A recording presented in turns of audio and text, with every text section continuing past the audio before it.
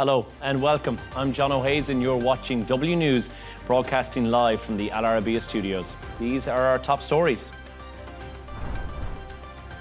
US Vice President Vance arrives in Israel to smooth ceasefire tensions as President Trump claims Middle East nations could straighten out Hamas. Ex-French President Nicolas Sarkozy is sent to jail for 5 years after being found guilty of criminal conspiracy. British MPs called for Prince Andrew to be stripped of his dukedom over fresh allegations in a posthumous memoir. And history is made in Japan as Sanae Takeshi has become the country's first female prime minister.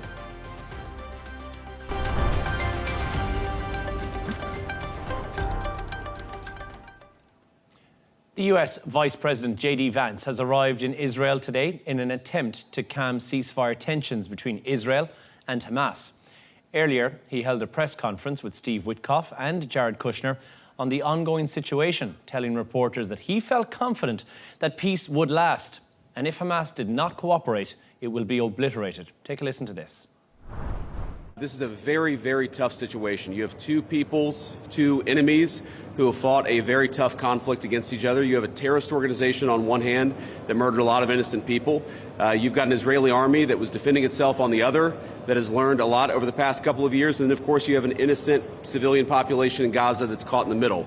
But we're here at the Civilian Military Cooperation Center, which we are announcing the opening of. You have Israelis and Americans working hand in hand to try to begin the plan to rebuild Gaza, to implement a long-term peace, and to actually ensure that you have security forces on the ground in Gaza, not composed of Americans, who can keep the peace over the long term. So we've got a lot of work left to do. This is going to take a very, very long time, but I think Steve Witkoff, Jared Kushner, and Admiral Cooper behind me have done an incredible job. I want to say that there is this weird attitude I've sensed in the American media and the Western media where there's almost this desire to root for failure, that every time something bad happens, that every time that there's an act of violence, there's this inclination to say, oh, this is the end of the ceasefire, this is the end of the peace plan. It's not the end.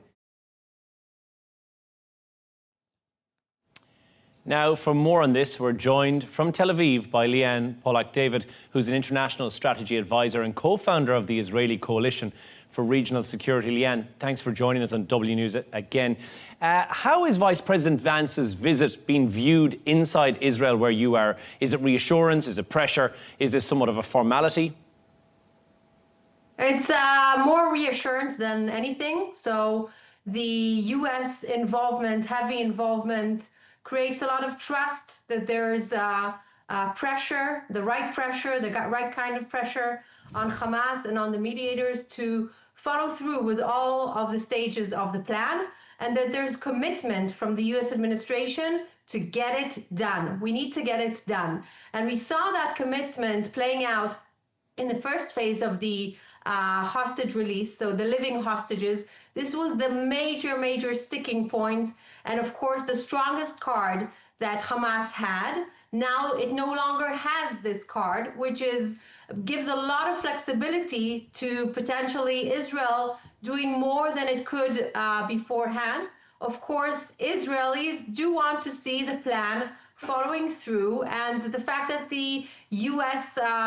Vice President is now here after just a few days after the president's own visit just shows that the U.S. administration is committed. And of course, there's also the sense that it's binding on the Israeli side as well, meaning the Israeli government also needs to be on board, and whatever extreme right-wing ministers who don't support the plan and have been public about it simply need to understand that they have become irrelevant for the discussion. Lianne, you kind of gave us a feel for how it is there on the ground, but given the continued strikes, the accusations on both parties' side, is there some confidence here that this ceasefire is going to hold? I wouldn't say that there's a confidence. There's hope. It's going to be a very tricky first few months until we have a new system that will be put in place. Ideally, this would have been back-to-back, meaning before the IDFs withdraw to 50% to the yellow line, as President Trump defined it in his plan. In my view, there should have already been this intra-Arab regional security force in place back to back. What we're seeing right now is basically that wherever the IDF has pulled back, Hamas and other militant groups are simply filling that void. And that is, of course, not ideal. This is why it is critical for this intra-Arab force to be implemented and put in place yesterday. So every single day that we're losing on that front takes us back. And of course, there is the major issue of the remaining bodies of the hostages there. There are still 15 there. And from Israel's perspective, until all of them are back in Israel, there's absolutely no way that we will be able to progress to the next phase. So in that respect, Hamas is not following through, is violating the agreements. And also we are seeing attacks on the ground beyond the yellow line by Hamas and other groups. So this is also a major problem. I believe that the Vice President's visit here is very much in order to make sure that Hamas does follow through with the deal and that the mediators get the right signals and the right sense and the right pressure to make it happen and get it done. This is what we need. Lianne, what do you make of the claims that we're hearing that Hamas simply cannot find the bodies currently and they do not have the resources on hand in order to be able to locate them due to the fact that they may be in rubble, collapsed tunnels? What do you make of these claims that we're hearing? So we know that that claim is partially true, meaning that there are probably a handful of those bodies, but not 15. And that claim is proven to be a lie. The Israeli intelligence forces have shown this, I believe, as well in the meetings today with the administration, the U.S. administration. And so we have a view, we have a picture of how many bodies Hamas actually controls and how many are currently lost or going to be hard to track. The numbers that Hamas is giving are the wrong numbers. We know that right now Hamas is simply dragging its feet in order to buy time, because again, every single day when this new security force does not enter where the IDF pulled out is a great day for Hamas. This is why we need to take away the cards that Hamas still has, which is the bodies of the hostages, and we need that security force to enter yesterday. We have to take into consideration Hamas is a terrorist organization. They're going to do everything in their power to drag their feet, to play games, to manipulate the world. And this is exactly what they're doing right now. We need to make sure that they don't have the power to do that. Lianne, you mentioned the security force as well, but what else does Israel actually want to see from this new US involvement? Is it clearer guarantees? Is there more regional backing, which we're hearing a lot about today as well? Yes, so there's, first of all, of course, some security freedom that has to remain on Israel's part. Israel cannot afford itself any immediate threat or a strategic threat to arise in Gaza. So almost similarly to what's happening in Lebanon, the IDF will have to have some sort of level of maneuvering with regards to immediate or strategic threats. But also there is a play around who's going to be leading the reconstruction of Gaza and what kind of investment is that going to be? Is it going to be led mainly by Turkey and Qatar, or is it going to be led mainly by Saudi and the UAE? This is a major issue because, of course, from our perspective, from the Israeli perspective, leading Gaza's reconstruction by Qatari money, by Qatari influence, which we know what that brought upon us. Qatar has been funding Hamas for many years. And of course, with Turkey's heavily involvement, when we're hearing Turkey's complete anti-Israel sentiments and very extremist ideas being spread out, this is not good news for the future of Gaza and for Israel's security. We need Saudi to take a lead. We need the UAE to take a lead. We need both of these moderate, innovative, forward-thinking countries to do what it is that they're doing so well internally, which is to spread and influence moderate values, moderate collaboration opportunities, innovation, an opportunity for the people of Gaza, and an opportunity for Gaza to become part of what maybe could be an Abraham alliance and not a Muslim Brotherhood proxy. I will say as well that on any of the previously mentioned countries and any of the funding involved with Hamas's all allegations or alleged funding towards Hamas that we're aware of. But now, Vance is not meeting Netanyahu straight away. That is somewhat of a strategic move, potentially. What is the message that you think, just very quickly before we finish up, that is sending out? I think that the VP is simply getting insights before he's going to be meeting with the Prime Minister. He wants to be ready. But I believe that the message is a message of commitment, but also a message of commitment on the Israeli side to do whatever the Israeli side needs to do in order to make sure that the plan gets done. So it's commitment, but also a request for commitment from the Israeli side, which is what we need to make it work. Lianne, Pollak-David, thank you so much for having a chat to us on W News. Let's go live to Amman now to speak to Palestinian legal advisor, Dr. Anis Kassim. Dr. Kassim, thanks for joining us. From a Palestinian perspective, how fragile is this ceasefire? I mean, who is really enforcing this on the ground at the moment? I think this peace, what is so-called peace arrangement, it's very fragile. It is not promising that it will last, because I saw the press conference of Mr. Vance, and he told us that this room of monitoring and 200 American soldiers are on ground, but he did not say if he was in the equidistance between the Israelis and the Palestinians. And therefore, it is obvious that his position in Israel, in that monitoring room, indicates that he is not and will not be a fair and honest broker. He will be sided with the Israelis, and therefore any ceasefire will not hold or will not last that long. It does seem, and this is what a lot of people are saying, that there's an alignment with Israel here from this, and that seems to echo the sentiment, as you've just said. Talk us through the humanitarian crisis currently in Gaza, the conditions that are there right now and that Palestinians are facing as the killing continues and both sides continue this fighting.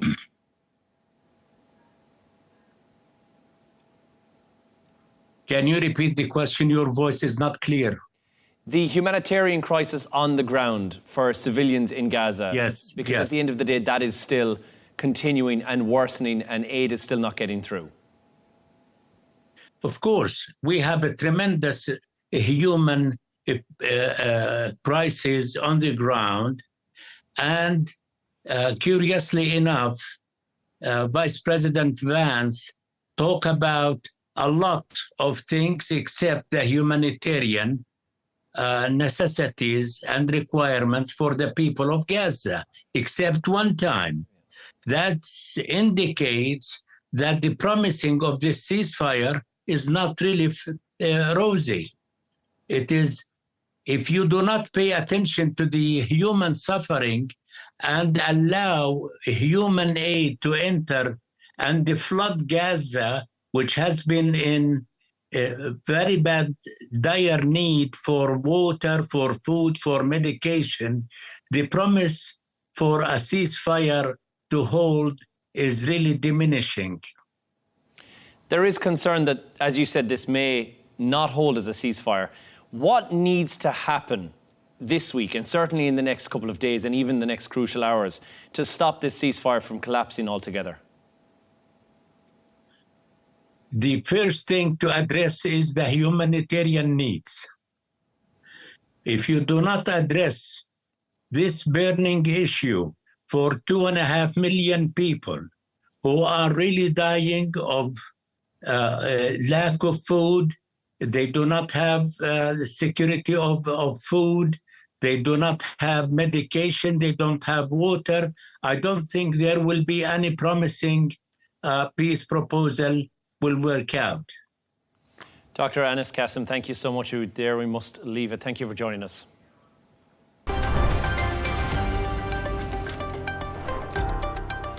Let's take a look at some of the other stories that are making the headlines today. The White House says there are no plans for a Trump-Putin meeting in the immediate future. That is despite the talks of a summit in Hungary in the coming weeks.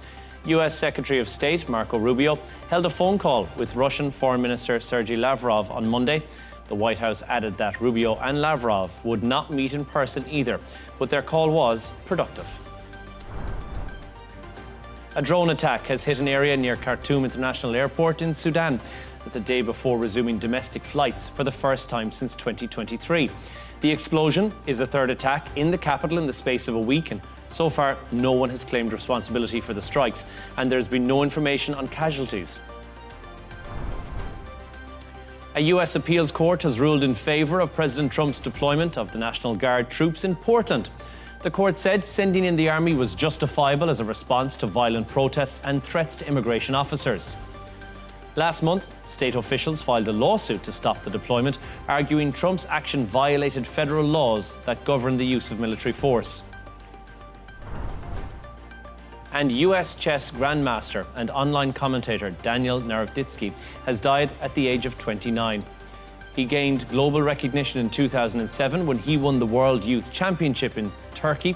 At 14 years old, Narutitsky became one of the youngest ever published chess authors.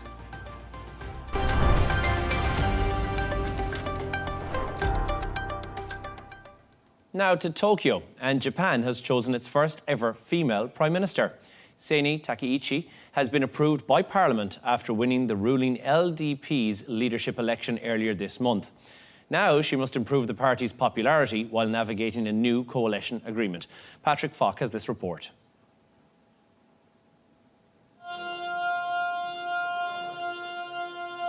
After forming an agreement with Japan's Innovation Party over the weekend, securing the lower house was but a formality for Seini Takaichi. With 237 votes, she topped the 465-seat chamber with 4 more than was needed for a majority, and compared to 149 won by the head of the largest opposition party. In accordance with Article 18, Paragraph 2 of the Rules of the House of Representatives, Seini Takaichi is hereby nominated as the Prime Minister of Japan. The 64-year-old will need a fast start as Prime Minister. The LDP has been losing ground to smaller groups for years. She faces mounting unease over a mass influx of migrants. There's disquiet also over a cost of living crisis. But the scale of the challenge seems clear to Takaichi, known for her admiration of Britain's Margaret Thatcher. Rather than being happy, I feel like the tough work starts here. All of us together have a ton of work to do. We have a lot of policies to execute speedily. Takaichi's policies mirror those of her mentor, the late Shinzo Abe. She supports aggressive fiscal spending and what some call Abenomics 2.0. She's a regular at the Yasukuni Shrine, seen as a symbol of Japan's wartime militarism, which could complicate Tokyo's relations with its Asian neighbors. Following her victory, China's foreign ministry said it hopes Japan would honor its commitments related to history. Regardless, Takaichi's win marks a pivotal moment for a country where men still hold overwhelming sway. Since there have only been male prime ministers up to now, I think she will be a breath of fresh air. Personally, I think that Takaichi is very outspoken. So while it worries me a little, whether for good or bad, I think we can expect Japan to change a lot. Her diplomatic skills will be put to the test next week. US President Donald Trump arrives for a 2-day visit, though experts say she may be in tune with Trump's right-leaning populist politics. He earlier described her win in the LDP leadership contest tremendous news for Japan. Patrick Falk, Al Arabiya English.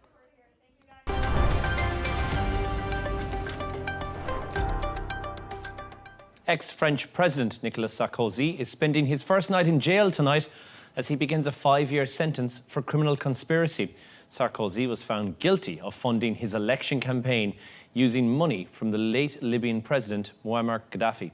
Arriving at La Santé prison alongside his wife Carla Brunei, the former leader greeted supporters as he continued to protest his innocence. We're going to discuss this story in more detail now with Paris-based journalist Harold Hyman. Harold, thanks for joining us on this. How significant is this moment? A former French president actually going to jail. This is big news. It's gigantic because this is the first time, obviously, in history that a president goes to jail.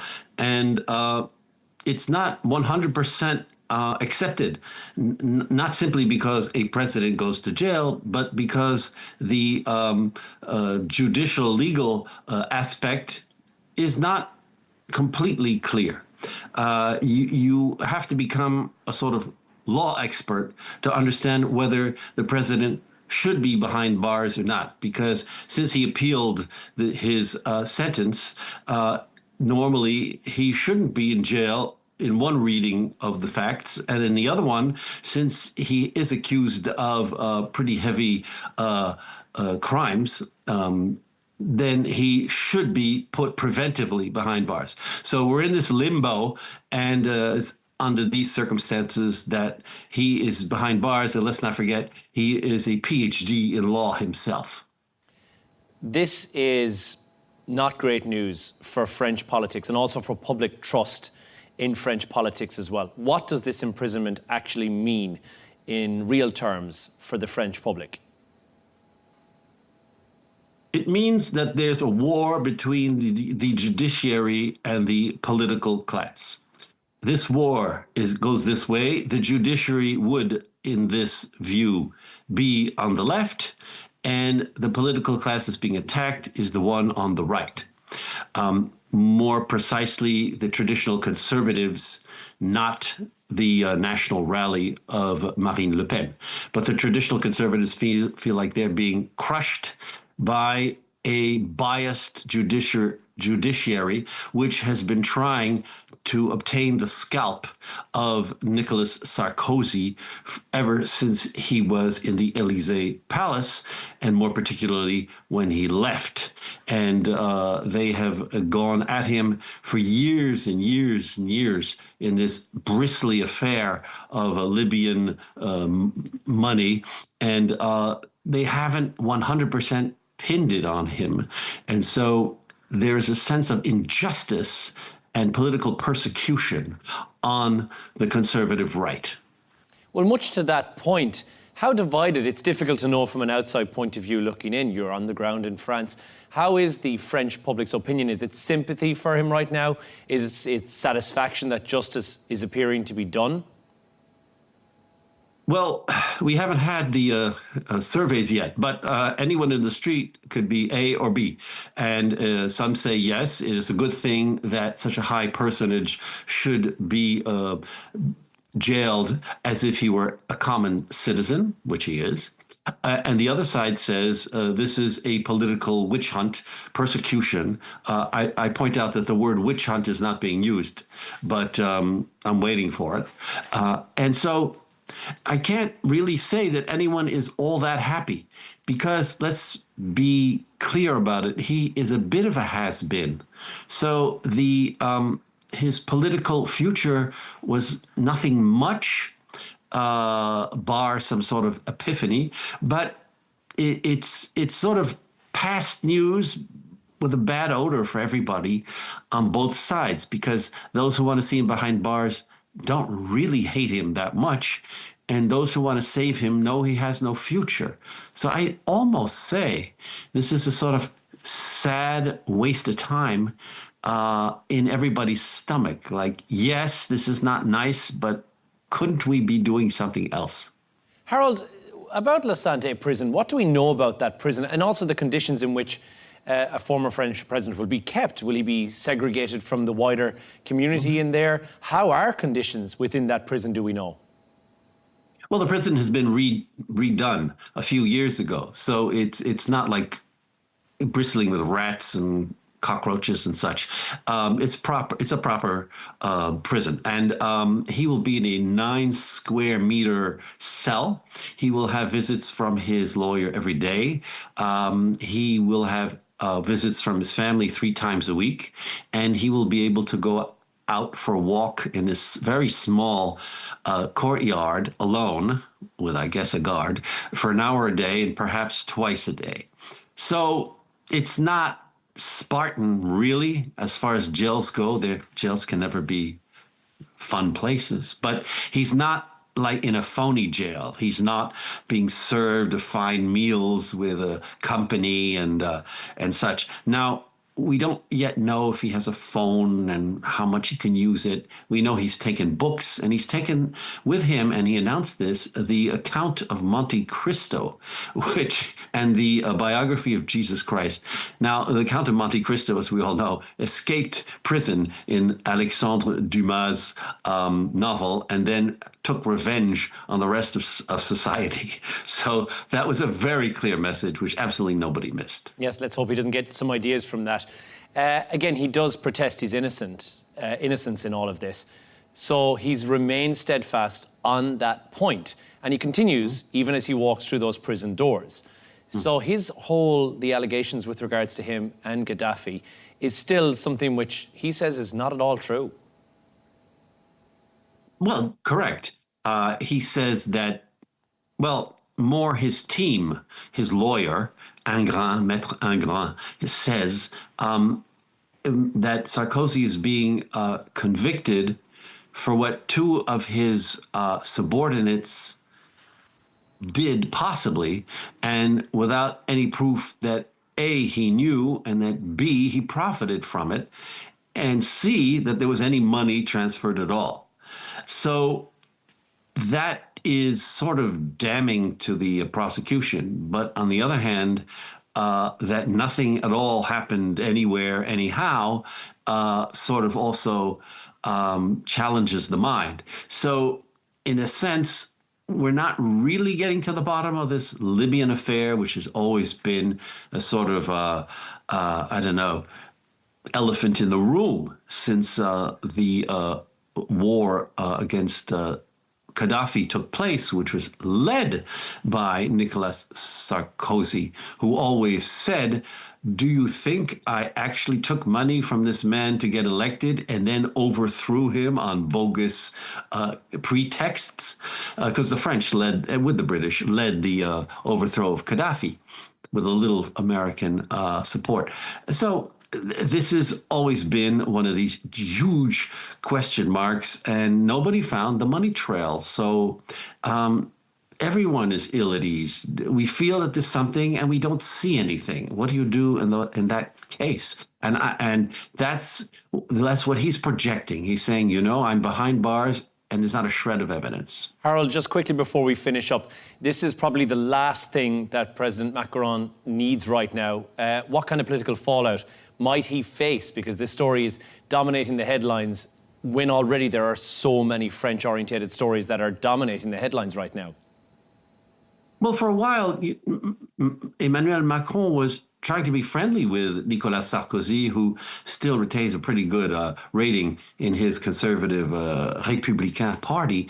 And this doesn't look particularly good. But it is not the same party, and Emmanuel Macron had nothing to do with this whole affair. It's just not good for presidents to be debased in this way, and that's why the 2 men met shortly at the Élysée Palace, shortly before Sarkozy was incarcerated. It's a way of saying, well, presidents are presidents, so we don't say bad things about each other. Well, Harold Hyman in Paris, thank you so much for joining us.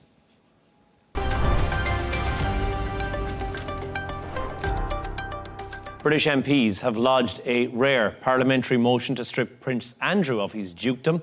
It follows revelations from the Times newspaper, who believe Prince Andrew has not paid rent on his royal Windsor residence for more than 2 decades, creating a huge amount of pressure on the UK government.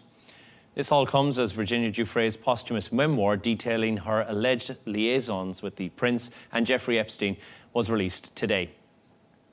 To discuss this story in more detail, Dr. Andrew Lownie joins us. He's the author of Entitled: The Rise and Fall of the House of York. Dr. Andrew, first of all, you clearly have studied Prince Andrew, his life, in details. How serious do you think this latest wave of allegations is, not just for him, but also for the monarchy at large and the firm? I think it's very serious. I think this is the biggest crisis for the monarchy since the abdication in 1936, because we're not just talking about sexual allegations and financial corruption within a senior member of the royal family, but also how that institution has protected him and in fact tried to suppress this story. Virginia Giuffre, in her book and indeed in my book, talk about how ABC television in the States was threatened by the palace with no access to royals in future if they were to run a critical story on Andrew. And of course, over the next few years, many girls were abused as a result of that. And I certainly found a lot of opposition to me when I was researching this book over the last 4 years. For example, ambassadors were told by the Foreign Office not to talk to me. Complaints were made to the Queen about Andrew and they were ignored. She often actually just gave him honours after these scandals emerged. And so I think there are a lot of questions for the royal family to answer. I mean, this could have been nipped in the bud years ago, and the result actually is that they are now infected with or tainted with the scandals surrounding the Queen's second son. With these allegations to the fore of pretty much every tabloid and newspaper around the world, the business secretary said he would support Andrew giving evidence in the US. Is there any realistic chance, you think, of that happening, given your insight into the royal family? Well, he claims to be an honourable man and to put the country and the monarchy first, but there's no evidence of that. If so, he would have vacated Royal Lodge by now, and he would have made himself as a material witness to both the lawyers of the victims and indeed to the law enforcement in the States. I don't see him doing that, I think, unless he's compelled to do so, but I do think there are good cases for him to be investigated for a number of things. One, by the National Crime Agency for his time as a special trade envoy, where he put his own personal financial interests ahead of those of promoting British trade. Secondly, for malfeasance in a public office, not least getting his police protection officer, paid for by the taxpayer, to investigate and try and smear Virginia Giuffre. And then for this sex trafficking of an underage girl to Britain. The Metropolitan Police claim to have looked into these on 3 separate occasions. I think I found no evidence they actually did anything. And I do hope now, with public, parliamentary and media pressure, something will eventually be done about this man. Of course, as we mentioned, Prince Andrew denies these allegations which have been put to him, but King Charles obviously heavily involved in this at the moment as well, and we're seeing that dukedom coming into question. How much influence actually does King Charles have over his brother's life and I guess his future within the royal family at this point? Well, I think he has a lot of influence, and I think it's a shame that it wasn't a statement from King Charles last Friday that Prince Andrew was allowed to make his own rather mealy-mouthed and actually pretty inaccurate statement saying that he had just made this decision on his own behalf. There are letters patent which could remove some of these titles. Queen Marguerite of Denmark, I think, has done this already. They could certainly make parliamentary time to remove some of the titles. I mean, at the moment, it's meaningless saying that he won't use them. I think there's pressure that could be put on him to move out of Royal Lodge. And I think there needs to be a new era of openness from the royal family about, for example, their finances, the way that they control records. Many of them are not available. I've wanted to look at the records for Andrew's time as a trade envoy between 2001 and 2011, and I've been denied those, though they should by law be in the National Archives. And every way was used to prevent me getting access to them. So I think, there are a lot of questions for the palace to answer, quite apart from all the scandal around Prince Andrew. Dr. Andrew, is it possible that he will lose the entire title of prince? We're seeing the dukedom being removed. Could he become a commoner, effectively, and have his birthright title revoked completely? Is that something the Parliament actually have the power to action? Yes, I think they do. But I don't think we should say nothing is out of limits now. And I think this is what the public wants. This man, should be demoted to a commoner.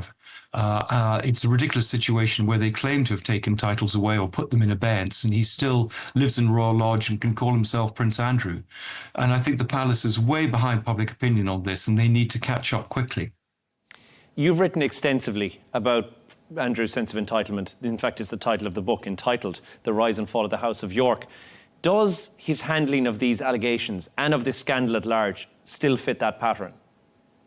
Absolutely, and I think he's still in denial about exactly what he's done. I think he feels he's been unfairly done by. He's a man who's we can see doesn't tell the truth. He's been caught in lie after lie. The recent emails have shown this. I delineate it in the book. There's been huge media coverage over the last 30 years showing this, and I think he needs to come to terms with what he's done. He needs to make some sort of apology and contrition, and I think he needs to make himself available to the lawyers of the victims to explain, as Amy Wallace was saying yesterday, the ghostwriter, to explain exactly what happened, what he saw, and help us to understand this extraordinarily wide network of elites who are abusing young girls. With the younger members of the firm, such as Prince William, referring to the future of the monarchy as well, he will be picking up the pieces for the fallout from these allegations, which likely will go on for many, many a year. Are we likely to see a shift, do you think, in the monarchy's handling of these allegations going forward? Are they likely to want to wash their hands of it completely? And what do you think is actually next for Prince Andrew? Will he go into exile?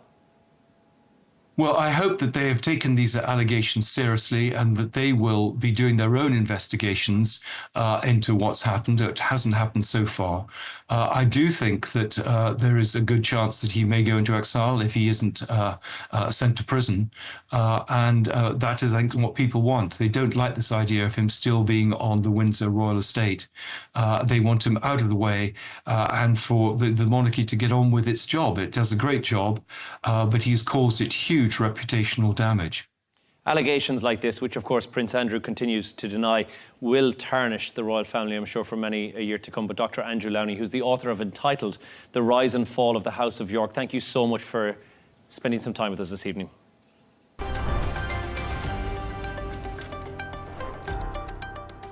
Let's take a look at the top business news of today. Oil prices steadied and rose on Tuesday. That's amid mounting concerns over a global oversupply. There's also been risks to demand linked to escalating trade tensions between the US and China. Last week, US crude oil stockpiles were projected to reach a global surplus of nearly 4 million barrels per day by next year. Apple's shares have surged to an all-time high, becoming the third tech firm to hit nearly $4 trillion at market valuation. Stocks jumped by 4.2%, boosted by strong iPhone 17 sales and the $100 billion investment in US manufacturing.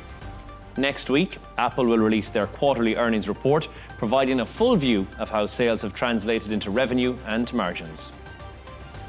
And turning to sport now, West Ham have made history against their defeat in Brentford last night. The Hammers, currently bottom of the league table, have now lost 5 successive home games, something the club have not experienced since 1931. The East London side play Leeds this weekend.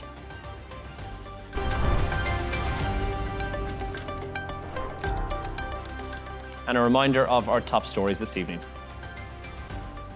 US Vice President J.D. Vance arrives in Israel to smooth ceasefire tensions as President Trump claims Middle East nations could straighten out Hamas. Ex-French President Nicolas Sarkozy is sent to jail for 5 years after being found guilty of criminal conspiracy. British MPs call for Prince Andrew to be stripped of his dukedom over fresh allegations in a posthumous memoir. And history is made in Japan as Sene Takeshi has become the country's first female prime minister. And that's all from us on W News for now. But don't forget to subscribe to our YouTube channel. As always, you can follow us on X. And we're back in just a couple of hours with W News Extra. But for now, goodbye.